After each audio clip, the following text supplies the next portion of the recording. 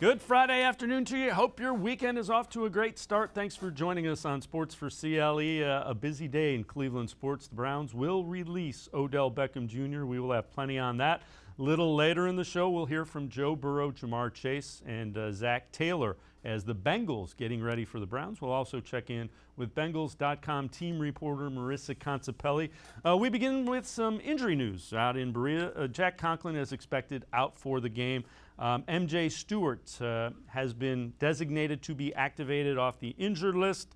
Harrison Bryant, Jadeveon Clowney, Denzel Ward, Tack McKinley, Donovan Peoples-Jones, all listed as questionable for the game against the Bengals on Sunday. But Kevin Stefanski says all are trending in the correct direction, which means hopeful that they will be able to play on Sunday. Well, it hasn't become official yet because Andrew Berry and the Browns are working through some procedural maneuvers that they need to make. But the Browns will be releasing Odell Beckham Jr. Coming up in the next 24, 48, 72 hours, whenever it is. Browns are releasing him. Here is Andrew Berry on that decision. I don't think anyone envisioned when the organization traded for Odell 3 years ago, that this would really be the resolution. It's unfortunate, but at the same time, there are just some situations in the NFL where things just don't quite work out. That being said, I do want to say that Odell, he's a good person who brought a special energy in the building, developed a lot of really strong relationships with teammates, staff members, coaches, and we really do want all parties to kind of emerge from this successfully. But that being said, there are times in with business partnerships where things don't just work out, and that's where we are today. Those decisions are incredibly difficult, but at the end of the day, it's a decision that I felt was appropriate for our team. So the Browns will come to an agreement on a settlement that will convert some of that money that Odell is due into real money so that his number with anybody potentially claiming him goes down a little bit.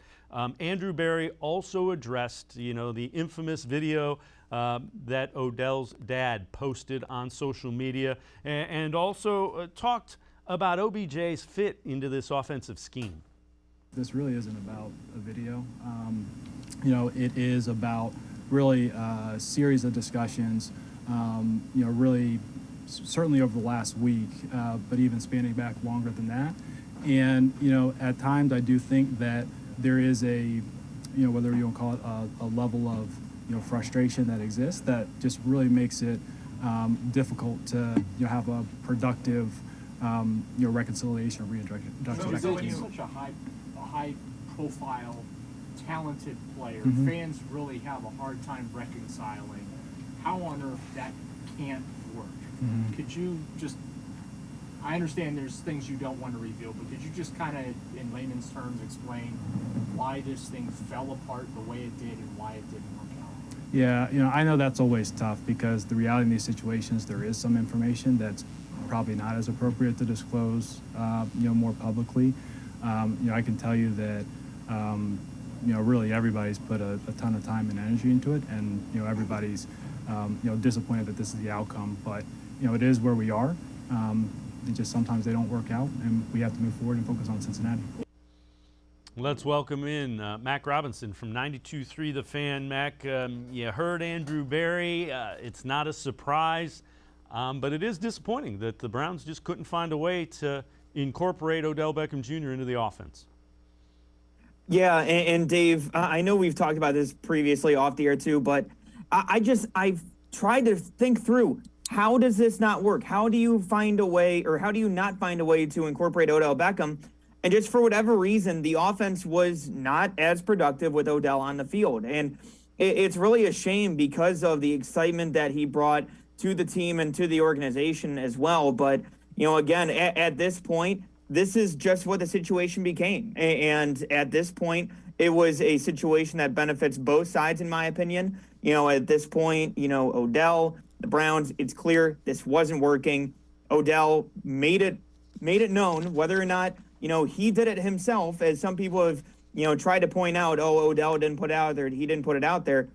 he also didn't say not to take it down when LeBron, when his dad and all these people are putting this out there. He didn't stop that as well. So at the same time, this is just, this got out at this point, and now it's time for the breakup, and now it's time to see what happens for both sides going forward. Yeah, and really, Mac, the only issue I have is the timing of it. I mean, 4-4, this game, the Browns need to win this game coming up Sunday, and this is it's a distraction any way you cut it. All right, let's take a look at this tweet from Mary Kay Cabot. So Mary Kay Cabot tweets that sources have told her Beckham asked to be traded multiple times beginning in the offseason. That is not something that I had heard before. When you look at that, you kind of scratch your head with this one because of the aspirations the Browns have. If you take Odell Beckham Jr. off this roster, this is still a roster that you probably believe is capable of winning the Super Bowl. If you have somebody who doesn't want to be here, you tell them hop in the back of the truck. I'll take you to the airport. You don't try to force somebody on a Super Bowl roster that doesn't want to be here.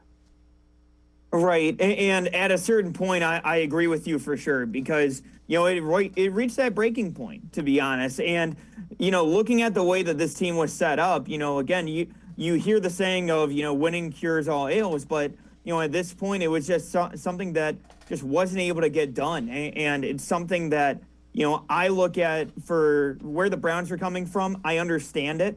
Again, he had $16 million guaranteed that he was going to be owed. The draft pick that you were going to probably get back wasn't necessarily all that great.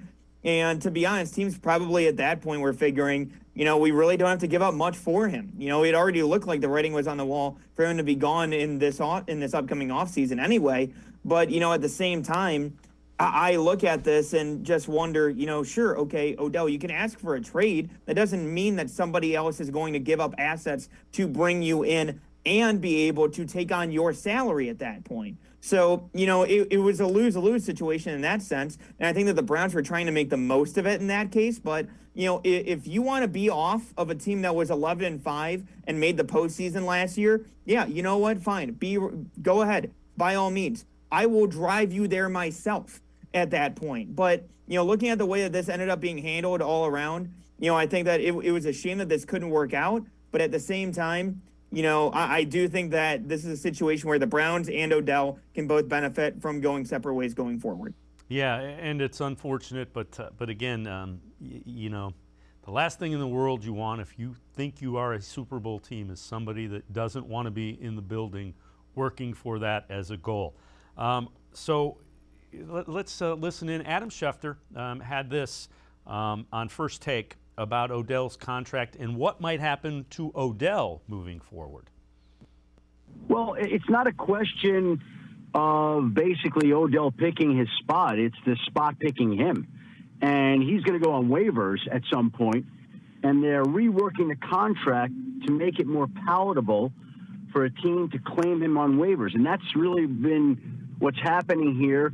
They're converting the remaining, I think it's just over $8 million in base salary into signing bonus. And without getting technical, what that does is it makes it more attractive for another team to claim Odell Beckham Jr. on waivers so that the Browns don't eat all of that $8 million.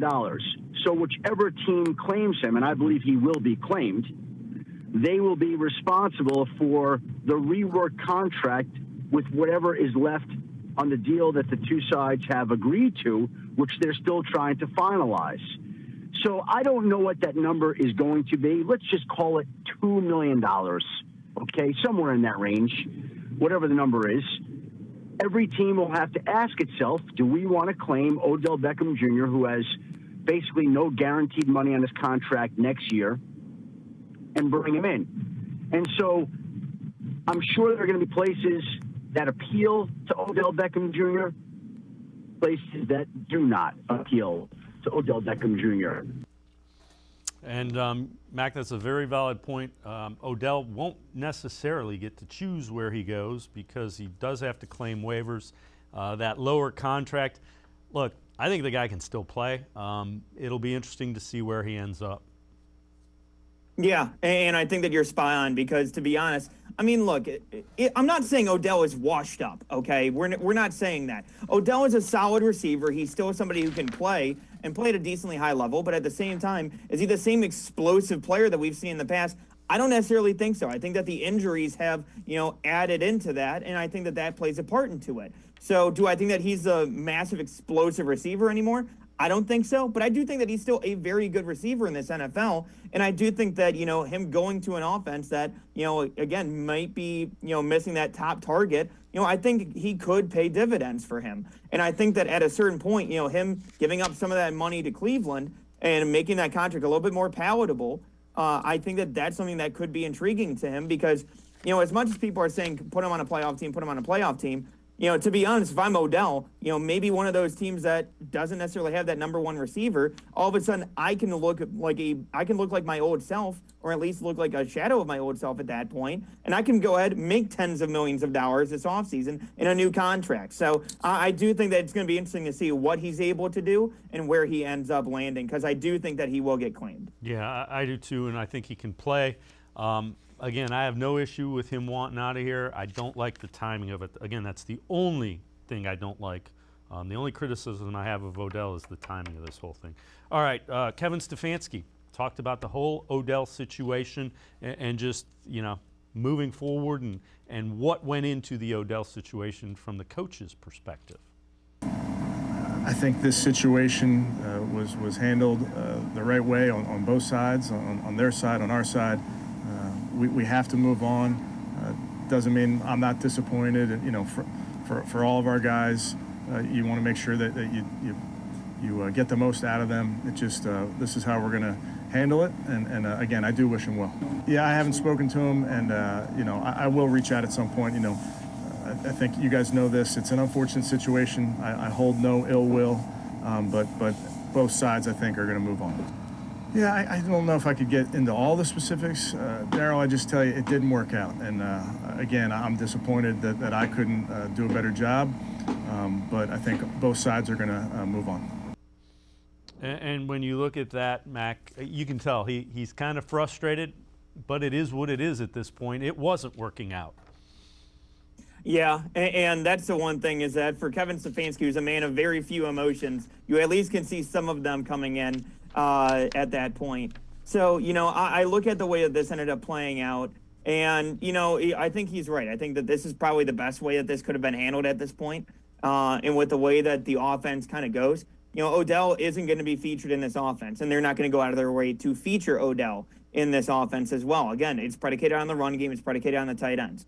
So, I look at what happened with this situation and, Kevin Stefanski kind of making the best out of a bad situation in general. And the fact that it took this long for this to come out at this point, I give credit to the Browns, I give credit to Odell for trying to work their way through it. But again, I think that this is the breaking point, and I think that this is the best situation for both parties with the way that this played out. Mac Robinson and I are going to step aside, take a quick time out. On the other side of the break, we look at what this effect might have, what effect this Odell situation might have on the team moving forward. Also, we'll take a look at Baker Mayfield. What does it mean for him? Sports4CLE, be right back. Stay with us. The Ohio Lottery Partners in Education program recognizes role model students and teachers from across Ohio. Nominations can now be done completely online. To nominate a deserving teacher or student, go to ohiolottery.com. In the About section, find Partners in Education. There you will find links to the nomination forms. Students kindergarten through 12th grade can be academic all-stars. Teachers can be honored as a Teacher of the Month. The Ohio Lottery Partners in Education, where stars shine.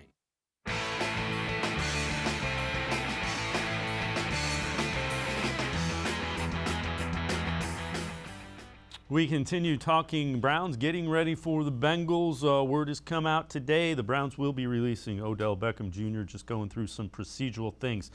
The question was asked of Andrew Berry. Can this be a divisive thing in the Browns locker room, a 4-4 team? Is there any potential that sides could be chosen?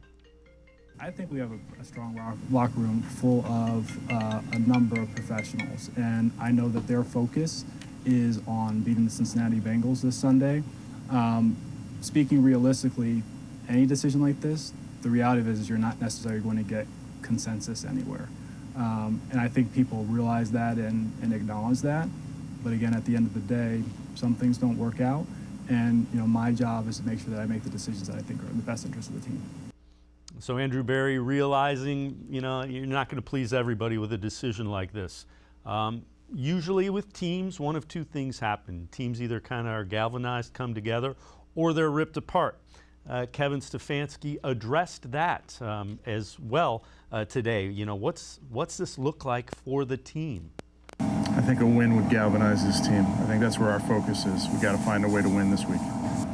Yeah, I think the guys understand that we have a very, very big football game on Sunday against a really good team, and we have to focus there, understand what's going on the outside, and do our best to keep that focus on what we all have to do. We all have to go do our job, and that's a pretty simple way of looking at it. Our guys are pros. They understand in a given week in the NFL, there are certain things that are going on, and it's our job to do our job. That's where the focus goes. And Mac Robinson, when you look at it, the Browns have built a nice culture the last couple of years. This will be a test for that culture. Yeah, and this is probably the biggest test that they've had to date.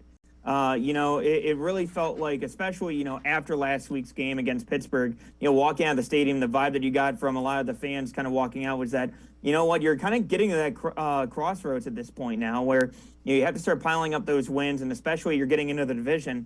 You need to start piling up those wins and start to, build at this point and kind of start working towards that playoff run. And for the Browns, they're sitting in last place currently, 4-4. And for the Browns to this point, they have to go ahead. They have to get a win this Sunday. Kevin Stefanski yesterday talked about the fact that, this is a team that definitely needs a win. And I think that's probably as close you're going to get to, anything kind of bulletin board material, out of Kevin Stefanski. But, again, I think that this is a situation where, again, I think that there's going to be some players that are, maybe a little Team Odell. There's going to be some that are Team Baker out of this because it's human nature to be siding with certain friends, everything like that. But at the same time, I do think that this is an opportunity for the Browns to, leapfrog and go forward when it comes to this, taking advantage of this opportunity, given this situation. I know it's tough on everybody, but, at the same time, you have to use this as a jumping off point to go forward and really bring these guys together and kind of, come together in this tough situation. So Andrew Berry also addressed the question, why wasn't the ball fed to Odell Beckham Jr., or why wasn't he more of a focal point? Here's Andrew Berry on that. Yeah, I guess I would push back a little bit on that notion. I think that, really in the passing game in this system, it's designed to get the mismatch. And I think we have a number of skilled pass catchers. And from week to week to week, that can be a different player. I think the other element of it is, I do think our coaching staff was, very focused on getting Odell involved. I think, if you look at it, first 8 weeks of the season, he was our most targeted pass catcher, and he did it in two fewer games. Now, that being said, being critical of ourselves, I think, Kevin mentioned earlier in the week that, hey, there were moments where he thought he could have done a better job of, exploiting Odell's talents. But, at the end of the day, he was a big part of it. And, it may not have been as smooth as we all would have liked at certain points. But, I think the notion that he was, ignored or anything along those lines, certainly wasn't the case. And again, Mac, you kind of, you follow the offensive system. It's this is the first read, this is the second read, this is the third read kind of deal. And you can't deviate from that. Yeah, and that's the one thing is that Dave, tell me if I'm wrong here, but I do remember last year, beginning of the 2021 or 2020 season, everybody talked about, are they force feeding Odell the ball too much? Are they throwing it to Odell too much? And there was all of that talk between that, the Ravens game where he got targeted, I think 9 or 10 times. And then even this year, like Andrew Berry said, he's the most targeted receiver on this team, and he was out 2 games. So, do I think that they could have done better with some of the targets? Sure. But to say that they didn't force feed him the ball, I also agree with Andrew Berry saying that I disagree with that. They did give the ball to Odell in certain spots. And again, could the targets have been better? Sure. And I think that, Baker Mayfield isn't without fault here. Kevin Stefanski isn't without fault here. But at the same time, to say they didn't force feed the ball to Odell, I'm not sure what more you could ask for with what they were doing at this point. So, I do think that, they could have gotten Odell involved with better targets, quality of targets. But at the same time, to say that he wasn't getting those targets is, I think, a fallacy, in my opinion. Well, the other thing that you have to now look at is what is Baker Mayfield, what effect does it have on Baker Mayfield as he moves forward? My guess is he'll be motivated. Here's Kevin Stefanski on Baker Mayfield and what moving forward with that Odell Beckham Jr. will do. All of us have to move forward, and it's, we have a challenge on Sunday right in front of us. So Baker had a good week of practice, and I think he's ready to go.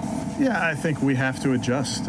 We have to adjust as always. Sometimes you adjust week to week. Sometimes you adjust day to day, in the middle of the second quarter, those type of things. So we just have to adjust.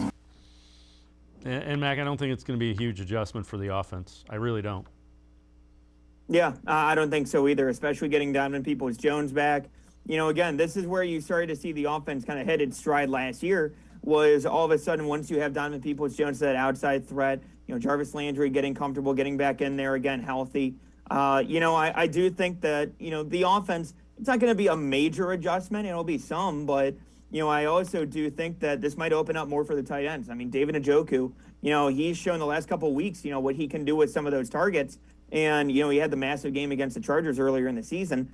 I look at the way this offense has performed outside of Odell Beckham Jr., and I do think that there's room for them to grow. Now, I do think that there are certain players that need to step up in that absence. I do look at somebody like an Austin Hooper who, again, had a couple massive drops, had basically a walk-in touchdown this past Sunday, and just ended up dropping that open pass for him.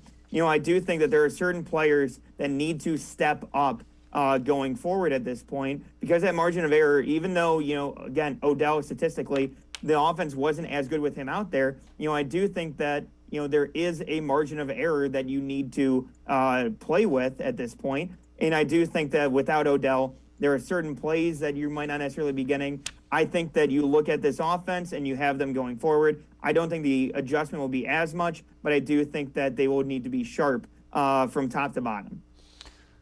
Mac Robinson and I are going to step aside, take a quick time out. On the other side of the break, we will hear more from Andrew Berry about the offense moving forward. Alex Van Pelt talking about more explosion needed from the offense. Sports4CLE will be right back.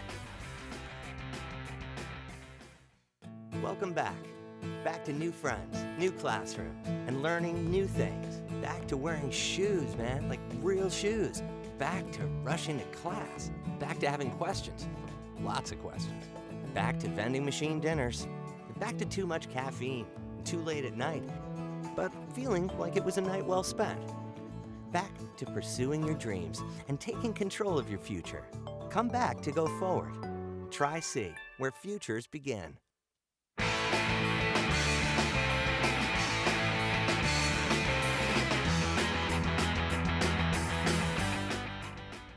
We continue talking Browns getting ready for the Bengals. So Andrew Berry talked about the offense moving forward without Odell Beckham Jr.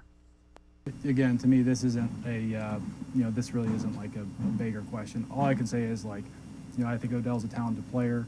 I think, the offense, function well with him. I think we've seen it function well, when he hasn't necessarily been available, and we're focused on making sure that we can score as many points as possible for the rest of the season. So one thing that has been lacking from this Browns offense, big chunk plays, explosion plays.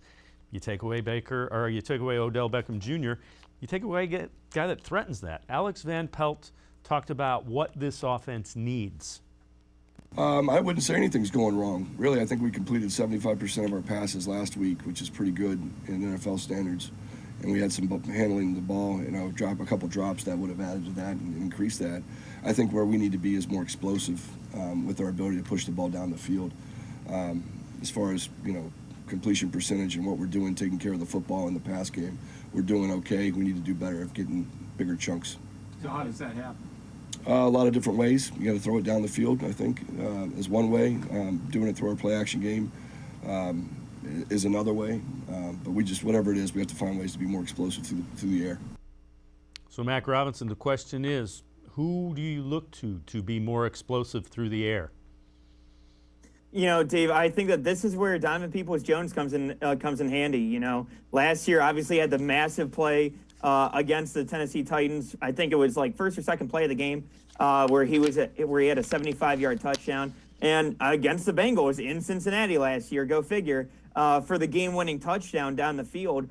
You know, that was the big takeaway that I had last week being at that Steelers game was, you know, all of a sudden the Steelers were really loading up the boxes and playing press man, playing up against the wide receivers. And at that point, you know, they were basically daring Baker Mayfield beat us over top and go ahead, take advantage of this. And they just weren't able to get the ball completed downfield. And so I look at the way that this is, the way that this offense really has played out so far. They do need to stretch the field more because at that point it opens up more running lanes. You know, Nick Chubb, he has 17 yards, or he has 17 10+ yard runs on this season. So, you know, for him, I think that, you know, that explosive plays, those come in handy and those come in droves for this offense. But I do think that they need to be more downfield with the passing, like Van Pelt said. Yeah, and you know, I would say Anthony Schwartz is a guy that you could use to stretch it.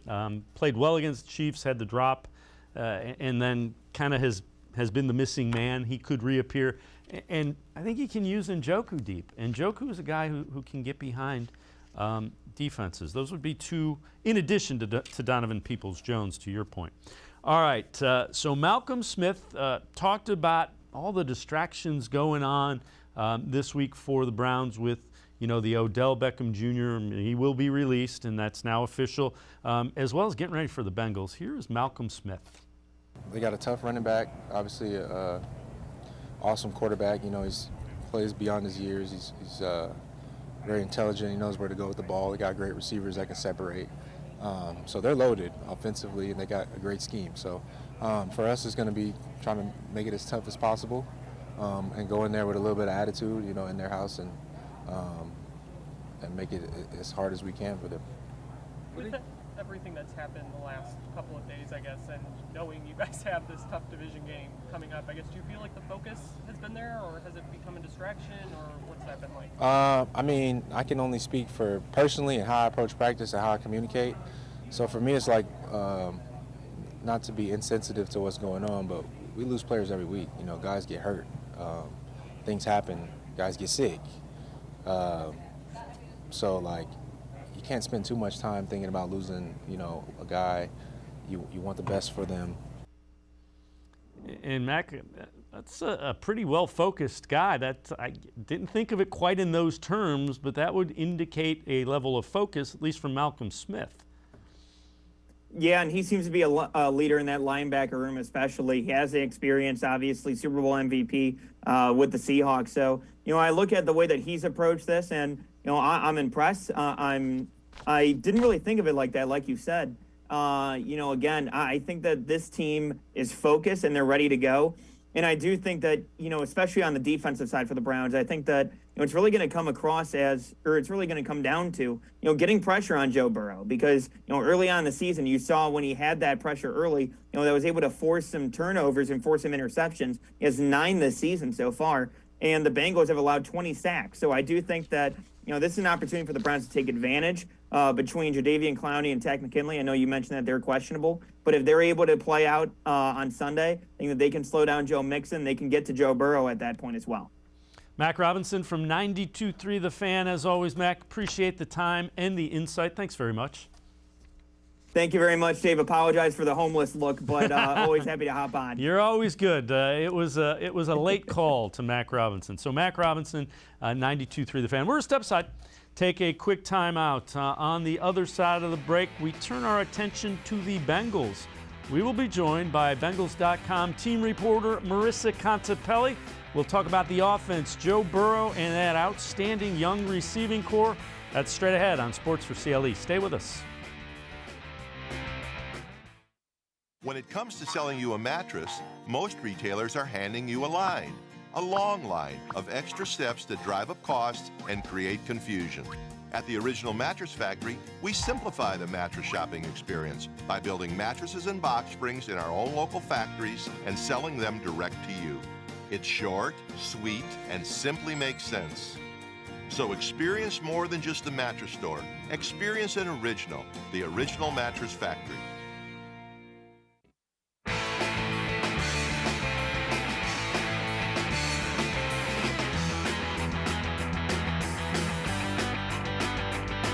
Welcome back to Sports4CLE. We continue talking Browns-Bengals. 1 o'clock down in Cincinnati, and the Bengals come into this game 2-0 in the division. Let's welcome in Marisa Contipelli. She is the Bengals team reporter. Marisa, great to see you. Appreciate the time.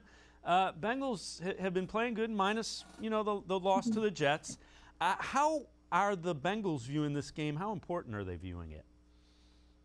It's a very important game. Not only does this team want to get back on track and rebound after the performance that they had in Week 8 against the Jets, but they realize just the magnitude of this being a huge divisional game against a Cleveland team who, Dave, the last few years have kind of had the Bengals number. And when you look at, they've already beaten the Steelers and have already beaten the Ravens, to be able to go 3-0 in the division heading into the bye week would be absolutely huge for this Bengals team. So there's a lot at stake, and while it may feel like it might be a must-win game on the Browns side, it also feels like it's a must-win game for the Bengals.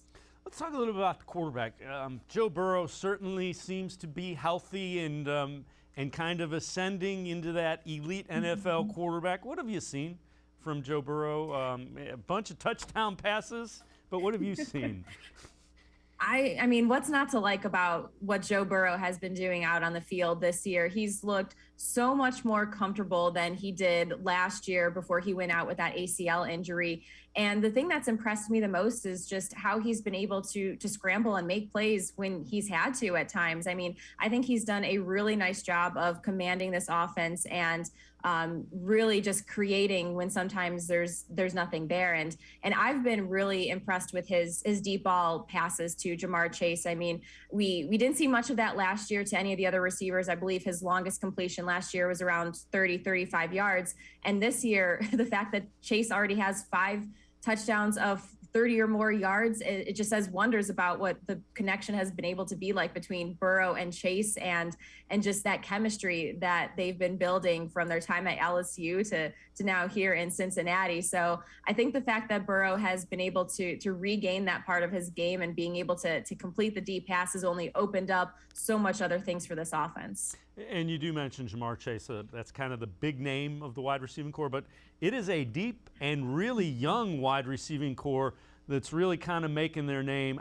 How impressive have the Tyler Boyds and the T. Higgins and that receiving corps been? It's been so impressive that, sometimes you forget about Tyler Boyd because he hasn't really had a breakout game yet. The fact that Jamar Chase has come in and done what he's done, I think, has surprised a lot of people. I'll be honest, Dave, it surprised me. I expected Chase to have a solid rookie campaign. I didn't expect him to be one of the top receivers in yardage through 8 weeks. Did not expect him to have 5 touchdowns already on the season. So, or 6 touchdowns. The fact that he is doing what he is doing has just been so impressive that you do forget at times that the Bengals have a really strong receiving core. T. Higgins kind of had a somewhat of a coming out party last week for the season against the Jets, where he made 2 phenomenal catches, a really nice one-handed catch on the sideline that helped set up a Bengals field goal. And the fact that Tyler Boyd has been one of the top receivers in the slot this season, for his career. And we really haven't seen a whole lot of that yet this season because the Bengals have been able to do whatever they want with Jamar Chase on the outside because he's been near impossible to cover in man-to-man, and teams just haven't really doubled him very much. So when that starts to take shape, it's only going to open up more for Tyler Boyd and T. Higgins. And another guy that we haven't really talked a lot about, you then look at Auden Tate as the 4th receiver who's been dealing with some injuries this season, but he's another guy who is a red zone threat. He's their big body receiver who makes just impossible catches sometimes. He's just a walking highlight reel when he's out there. So this receiving core is so deep, and I mean, it's incredible just what Jamar Chase has been able to do so far early this season, Dave. Talk a little bit about Joe Mixon. That might be a guy that gets overlooked a little because the wide receiving core has been so good. How impressive has he been? Almost seems to be the perfect back to run with that young wide receiving core. He really is. And something else that Mixon brings is he's a great receiving back. He wasn't used too much in the receiving game the last few seasons because the Bengals had Giovanni Bernard. But with Bernard moving on to the Buccaneers, that's really allowed Mixon to become more of a receiving threat. And I mean, he can make a big play when he needs to.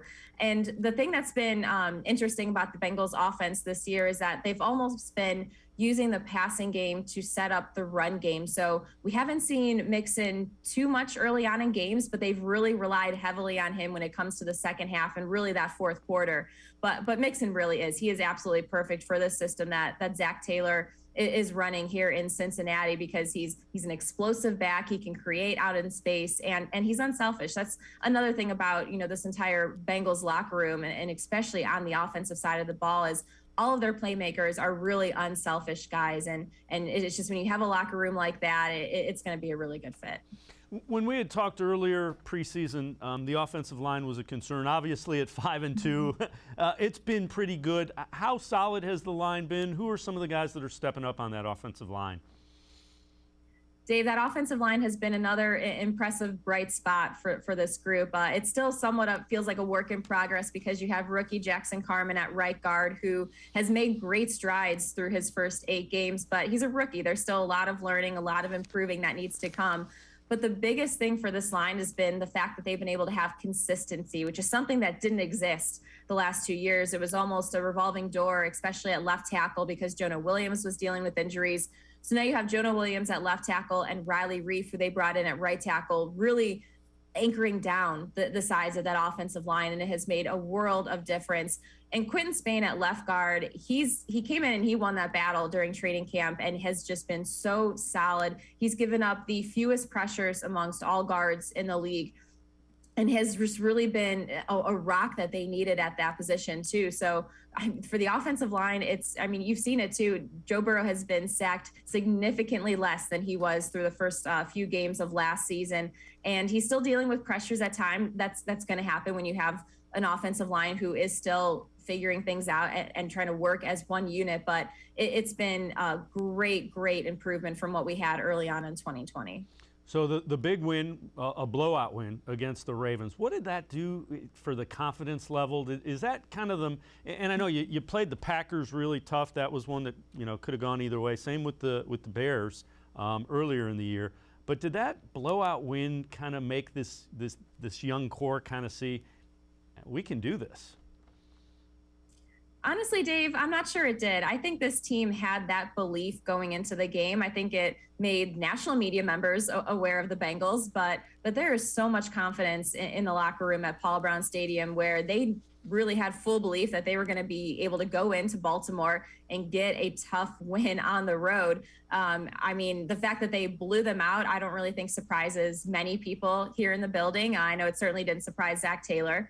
But the fact that, you have to take a win like that, it was disappointing them going into the Jets and kind of falling the way that they did and didn't have the performance that they had against the Ravens. But that Ravens game absolutely showed what this team is capable of.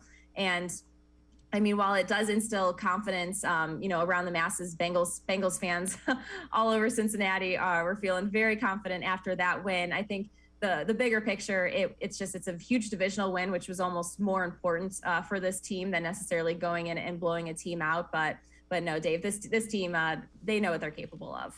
Marisa Contipelli, Bengals team reporter. We're going to step aside, take a quick time out. On the other side of the break, we will flip sides of the ball. We'll talk Browns offense, Bengals defense. Sports4CLE. You'll be right back. Stay with us. Welcome back. Back to new friends, new classroom, and learning new things. Back to wearing shoes, man, like real shoes. Back to rushing to class. Back to having questions. Lots of questions. Back to vending machine dinners. Back to too much caffeine, too late at night, but feeling like it was a night well spent. Back to pursuing your dreams and taking control of your future. Come back to go forward. Try C, where futures begin.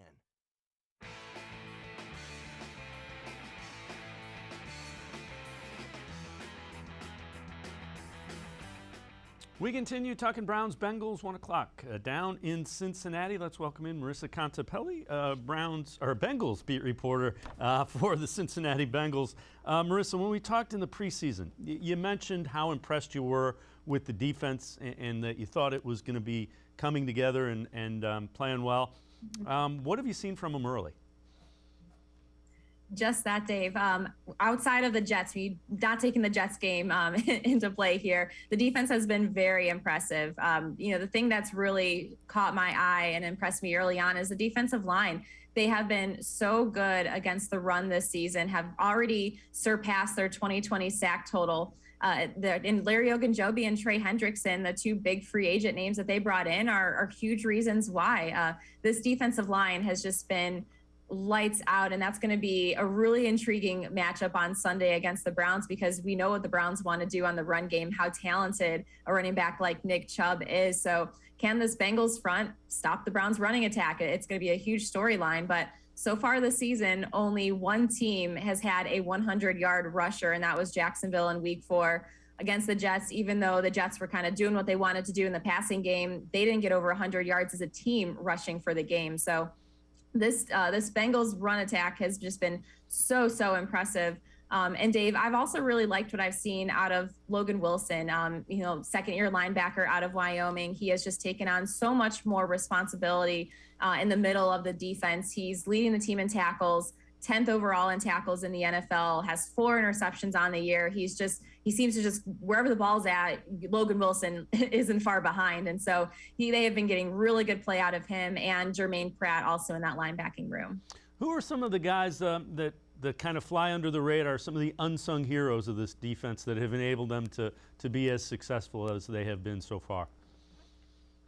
That's a great question. And I'm going to say there's a couple of them in the secondary, starting with safety Von Bell. I know a lot of people always talk about safety Jesse Bates as being one of the top in the league, but Von Bell has quietly been having a really solid year. Sometimes they don't always show up on the stat sheet, but he's forced a couple of turnovers and is another one who seems to always be around where the ball is at. And then when you look at a couple of the corners that they brought in, Eli Apple, who came in, a lot of people, he surprised a lot of people with his play. He's been slowly improving week after week and was kind of thrown into a starting role once Trey Waynes went down with a hamstring injury again. So Eli Apple has been another name where he's really been playing solid in that corners room. And so has Chidobe Awuzie. He was one of the big names that they brought in, him and Mike Hilton in the cornerbacks room when they let William Jackson go to Washington. And Awuzie has been everything as advertised, if not better. He's been able to line up on pretty much every team's number 1 receiver coming in, and has been really holding his own and really making it tough, him and Mike Hilton, for quarterbacks to get on the passing game going. When the Bengals are playing well, what are you seeing? So in other words, if this game goes the way the Bengals will want it to, what will we see play out, do you think? Yeah, that's a good question, Dave. So when the Bengals get rolling, it's really a complete game in all 3 phases. And we've seen that a handful of times so far this year when the offense is doing what they want to do, which is getting the passing game going and then complementing that with the run game. They're usually pretty quick, sustained drives. I mean, how many times have we seen this year already where it's a Joe Burrow to Jamar Chase, boom, 2 plays later, they're in the end zone. And then when you look at the defensive side of the ball, it's kind of along those same lines of how many 3-and-outs this team, is looking to force, and can they limit the ground production for the opposing team. And so I know Zach Taylor is always preaching how they have to have complete performances, have complete team games.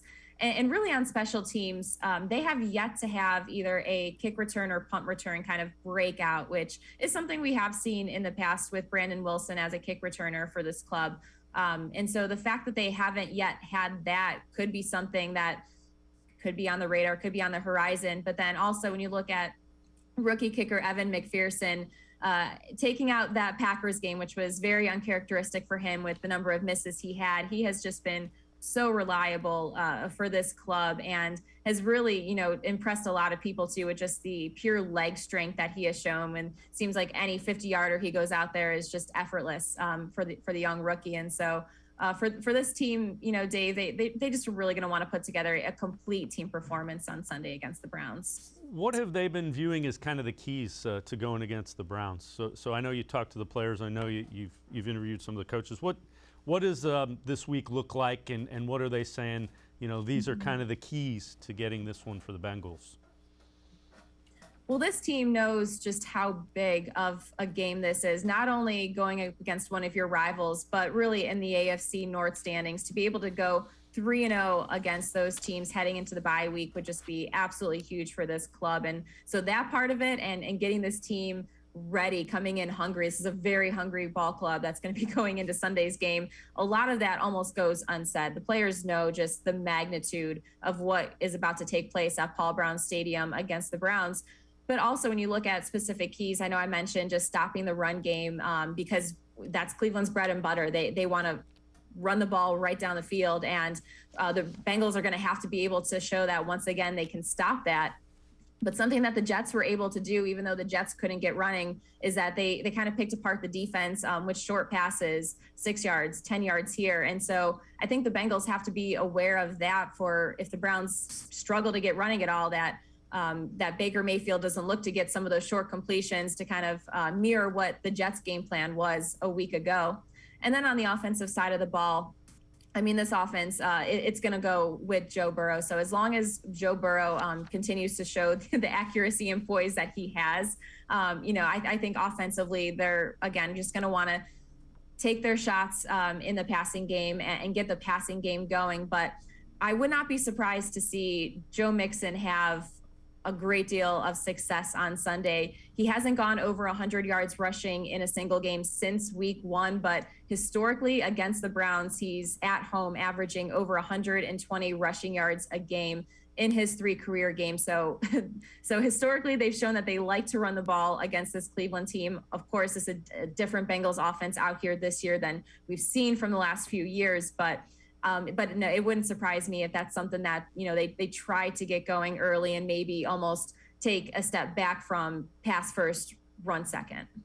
Marisa Contipelli, as always, Marisa, appreciate the time and the insight. Great to catch up with you. I'm sure we will be bothering you again when the Bengals come up to Cleveland. But Marisa Contipelli, Bengals team reporter, thanks so much. Thank you, Dave. All right, Marisa Contipelli, Bengals team reporter for Bengals.com. We're going to step aside, take one more time out. On the other side of the break, we will honor our shining star from the Partners in Education program, the Ohio Lottery. We will also hear from Joe Burrow, Jamar Chase, and Zach Taylor talking about the Browns, what the Bengals need to do to come away with a win. Sports4CLE will be right back. Stay with us. When it comes to selling you a mattress, most retailers are handing you a line. A long line of extra steps that drive up costs and create confusion. At the Original Mattress Factory, we simplify the mattress shopping experience by building mattresses and box springs in our own local factories and selling them direct to you. It's short, sweet, and simply makes sense. So experience more than just the mattress store. Experience an original, the Original Mattress Factory.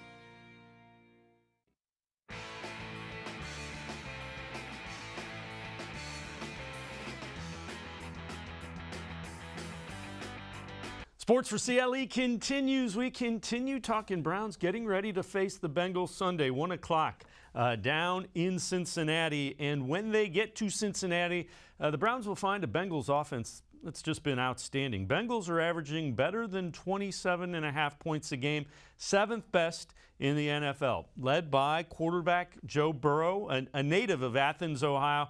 He has thrown for 20 touchdown passes on the year.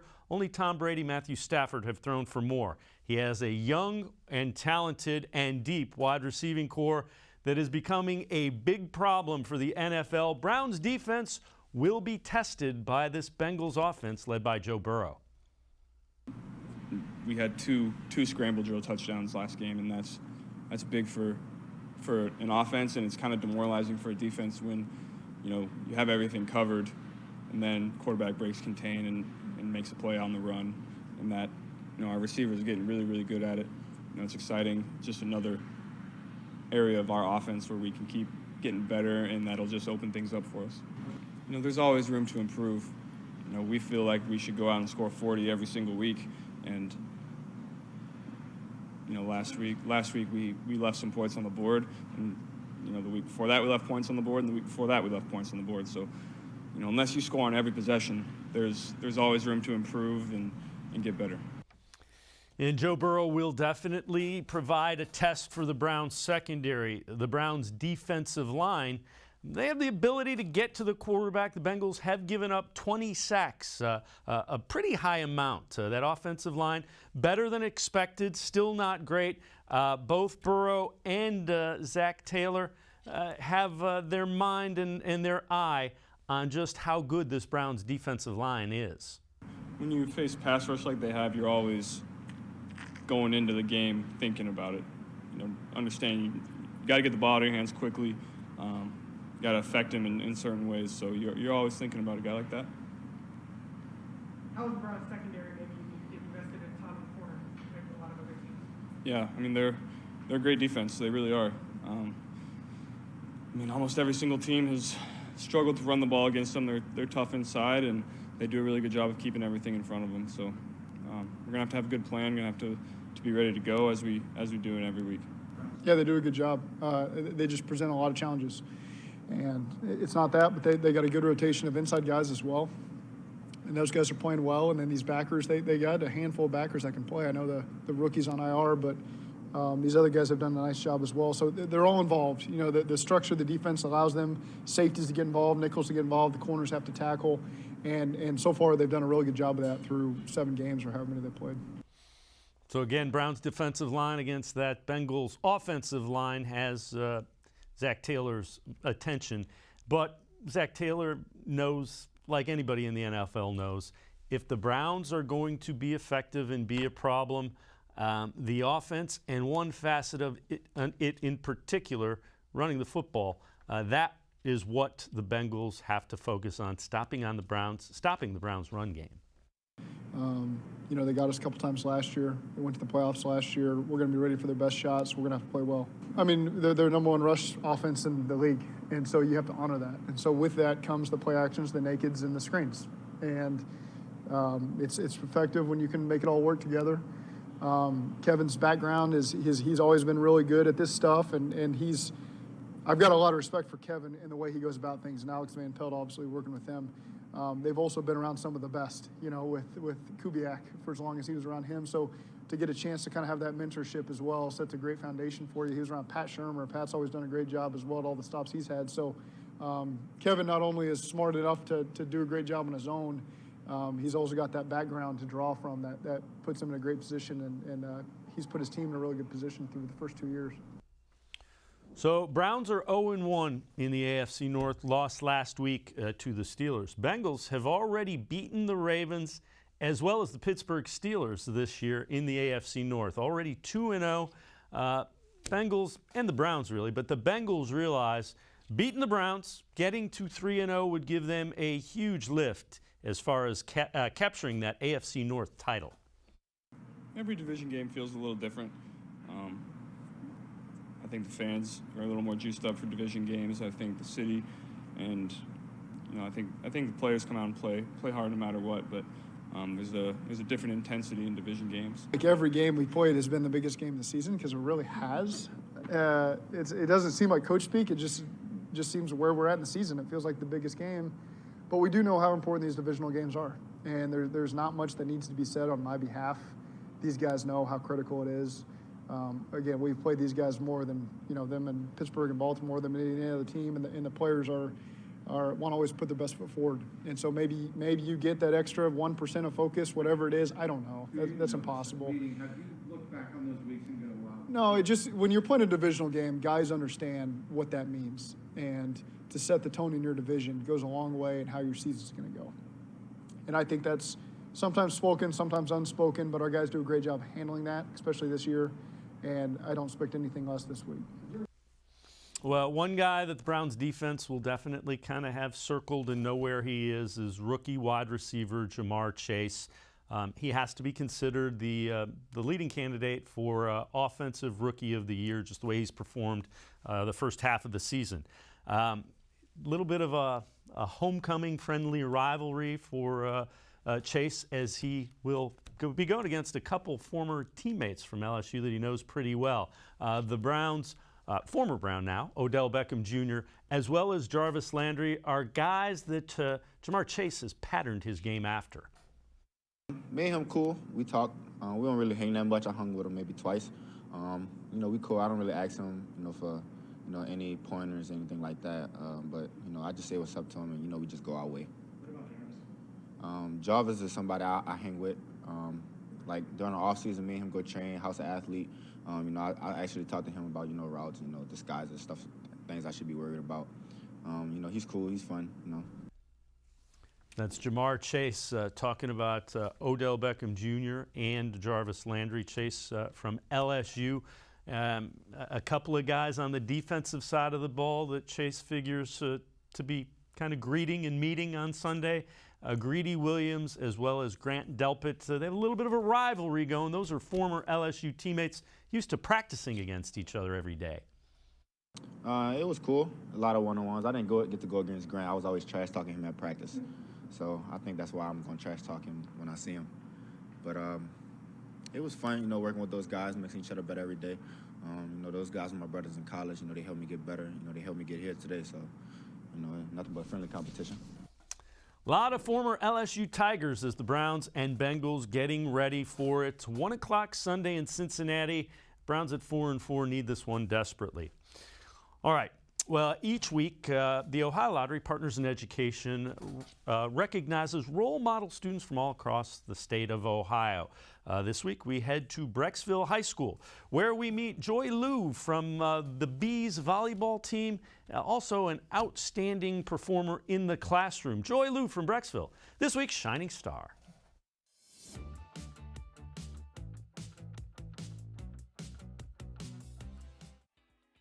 Outside and middle hitters often grab the highlights in volleyball. Their kill shots can be eye-popping and attention-grabbing. But behind every spectacular kill is a good set. Setters like Brecksville's Joy Liu are the players that make a successful team go.